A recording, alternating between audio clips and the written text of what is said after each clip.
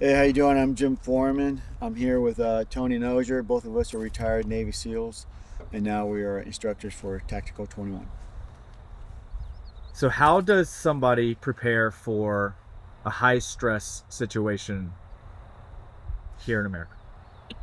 I guess when you think about it, I automatically go to the highest stress situation because people go, well, that could just be a work thing, right? Like, Yeah. hey, I'm about to get fired, or I did get fired, and I have no job, and I have to prepare for getting money to live with my kids and wife and pay our rent. So that could be a high stress situation. So automatically I go to the highest stress situation, which would be like an active shooter or something like that. But it can mean anything. It can mean your spouse or your girlfriend boyfriend broke up with you. So how do you prepare? So let's go with a higher end one. How do you prepare? Number one, you should pre-mortem, not every little thing, but you should think about, like, hey, we're going to drive to Disneyland or Disney World in Florida. What are some of the things that could go wrong? Okay, we could get a flat tire. We could get in an accident. Um, I could fall asleep driving because we're planning on driving all night. So you think about the things that could go wrong, and then you mitigate those things. Okay, well, I'm going to do those energy drinks or whatever it is to every 4 hours to stay awake, so I don't fall asleep. Okay, so you're thinking of things, or we're going to switch out 6 hours, or we're going to do 12, 2 hours on, 2 hours off, 2 hours on. We switch it up. Whatever you're doing, you're thinking about things that could go wrong and how to mitigate that situation for everything you do, Yeah. right? And especially the big events. You could talk like at the park. You go, okay, there's an active shooter at Disney World, and there's going to be thousands of people crowding everywhere trying to get away. How do I keep my family out of that crowd? Because that's how people get trampled, they panic, and all that, and we get separated.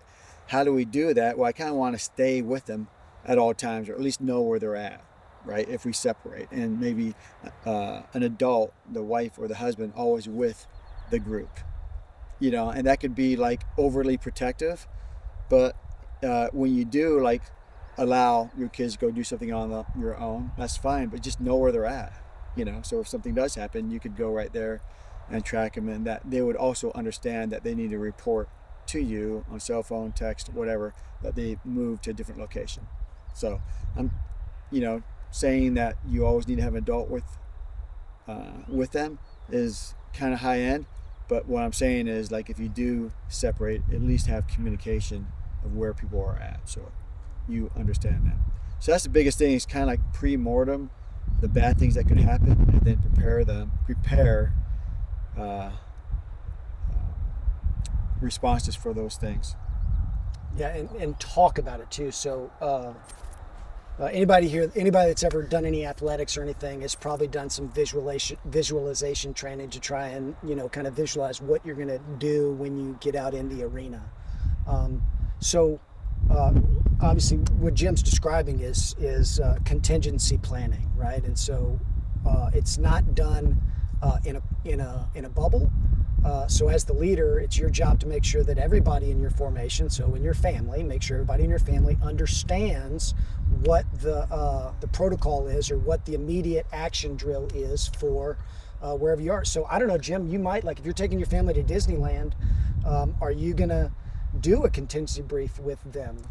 Yeah. How does that look? What does that look like? It's super. So you don't want to be like overly military bearing, where you have them in the hotel room with a whiteboard and Yeah, you're yeah, talking about yeah. all this thing. That's just like overkill, and people are going to be yawning like, Dad, can we just go to the park? Yep. Right? So as you're walking, like for me, like, well, as you're walking to the park, getting your tickets, and you walk by something that's not everybody's going to be at, like something insignificant that is not going to be crowded. You're like, hey guys, if we get separate, this is where we're going to meet.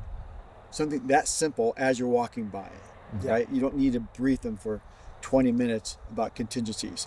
But on the drive up there, walking past things, that's the thing they're going to retain most.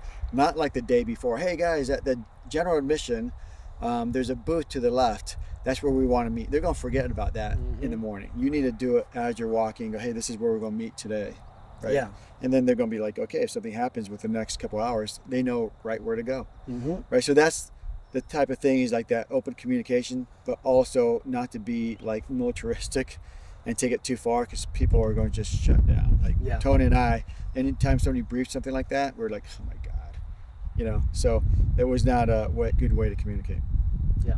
Yeah. So it's important to understand what all the contingencies and kind of work through that. But if nobody else understands the contingencies you've been thinking about, then it's pretty much just a useless endeavor. So yeah, you gotta pre-mortem it, and you've gotta make sure everybody understands to the best that you can what the catastrophic things that are going to derail your fun time, and what you're going to do, what your active plan is, your proactive plan to mitigate those things and reduce the risk of them happening.